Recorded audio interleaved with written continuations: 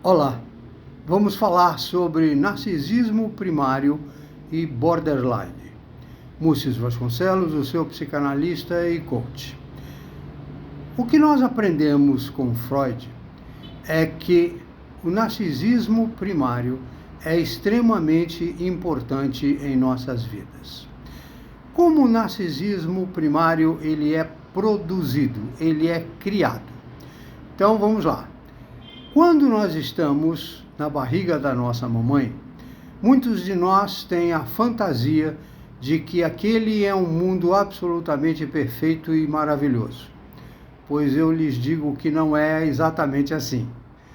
O bebê, enquanto na barriga da mamãe, ele ouve os barulhos das vísceras, ele se sente muitas vezes apertado por elas, ele sente o desconforto da mãe, a indignação da mãe, ele percebe e sente os hormônios que a mamãe solta, e às vezes em quantidade muito grande, de cortisol, por exemplo, quando ela está estressada.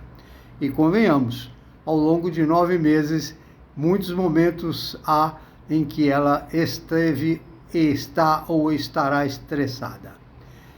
O narcisismo primário, ele vem acontecendo, ele vem sendo criado. Porque quando nós nascemos, nós ainda estamos ligados à nossa mamãe por um cordão umbilical. Até este momento, não existe um processo de indistinção, de o bebê se perceber enquanto um ser e a mamãe outro ser. Para ele, bebê, somos todos um ser único. Ele começa a perceber que ele é um ser e a mamãe outro quando ele começa a se deparar, depois de nascer, com conflitos, com situações que ele não gosta. Um exemplo mais do que clássico para isso é quando o bebê solicita ou quer mamar, por exemplo, e ele busca o peito e não encontra o peito. Por quê? Porque a mamãe está trabalhando, a mamãe está em outro cômodo da casa, a mamãe está ocupada ao telefone, enfim, o peito está indisponível. Isso gera o quê? Atrito, conflito. E esses atritos, conflitos, vão acontecendo na vida do bebê de uma forma regular.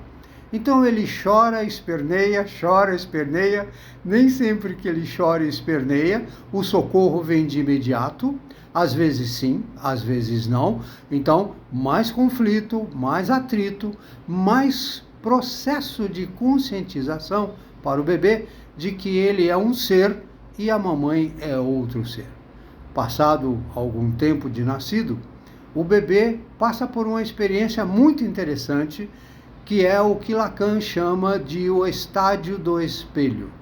Então, o bebê começa a se enxergar no espelho, e o que ele vê lá no espelho não é só a imagem dele, mas sim a imagem complementada pelo nominho dele, seja Cláudia, João, Antônio, Marcelo, o nome que for.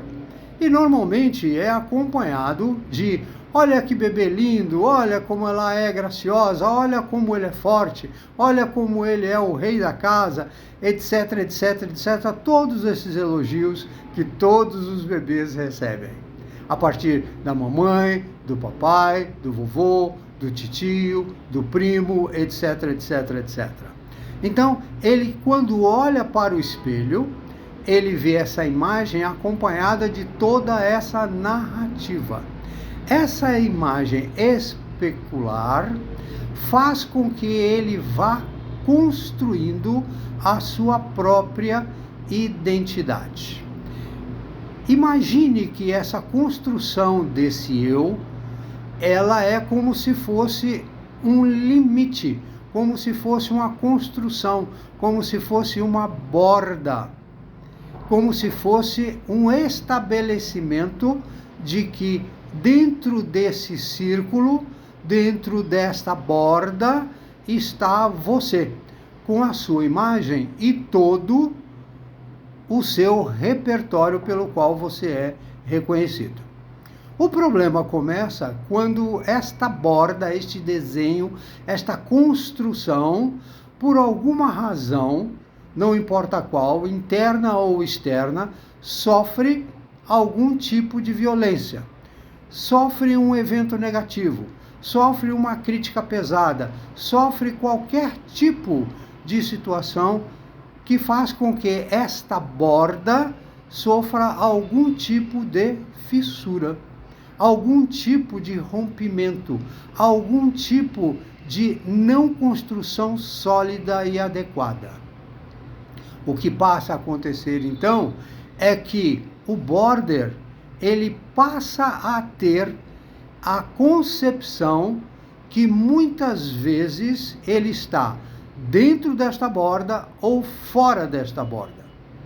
Quando ele está dentro desta borda ou fora desta borda, ele tem visões, tem situações, tem sentimentos que às vezes são nítidos e às vezes não são tão nítidos, são embaçados, são turvos.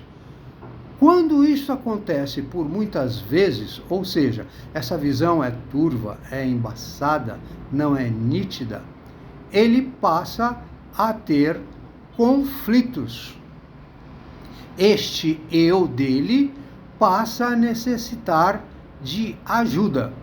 Quando isso acontece por muitas vezes, nós temos aí então a situação do borderline. A pergunta que se faz é: puxa vida, quais seriam as situações que fazem com que um borderline se desestruture? Em primeiro lugar, antes de entrar nesse detalhe específico, é importante que a gente destaque que o border, quando tem essa construção desse narcisismo primário, com algum tipo de fissura, ele tem dificuldades quando ele tem aquelas visões turvas, embaçadas, de voltar para dentro da borda. É importante que se diga que a função psíquica do eu, ela tem movimentações. Ela se movimenta para fora e para dentro desta borda. Quando, por ocasião dessas visões embaçadas, que ele tenta voltar para um pseudo lugar seguro, ele não consegue. E esse lugar seguro não é o emprego, não é o trabalho, não é a casa da namorada, não é a casa do pai, a casa da mãe. Não são situações dessas. A pior situação para o border é que ele não consegue voltar para ele próprio, para o eu construído. Por quê? Porque a borda, quando foi construída, ficou por alguma razão fissurada. Então, agora vamos lá. Quais são os tipos de acontecimentos mais comuns que fazem com que um borderline se desestruture? São situações em que o borderline é convidado a ser uma outra pessoa, assuma novas responsabilidades. Por exemplo, situações de casamento, situações de encontros sexuais, situações de encontros eróticos, promoções profissionais, formaturas no segundo grau, formatura na graduação, formatura no mestrado, formatura no doutorado, a concepção do primeiro pós-doc. Todas essas situações, o border é convidado a assumir uma nova pessoa. Você tem novos recursos, você tem novas situações a serem enfrentadas, como, por exemplo, ser pai. Mais outro exemplo, ser mãe. Então, quando o border ele é convidado a esses novos marcos, a essas situações que são verdadeiras ou verdadeiros marcos simbólicos importantes, sejam eles de que ordem for, ele se acha sem recursos. recursos para enfrentar essa promoção, para enfrentar esse casamento, o fato de ser mãe, o fato de ser pai, o fato de assumir uma nova gestão, um novo cargo, seja lá o que for. Ele se acha sem recursos. Por quê? Porque aquela construção feita lá atrás sofreu algum tipo de dano. Então, se você está sentindo que diante de situações desafiadoras, de novos marcos simbólicos, você se desestrutura, você deve buscar ajuda o quanto antes possível. Por quê? Se você não buscar ajuda, a tendência é que essa desestruturação permaneça com você e lhe atinja de uma forma cada vez mais importante, cada vez mais desgastante para você.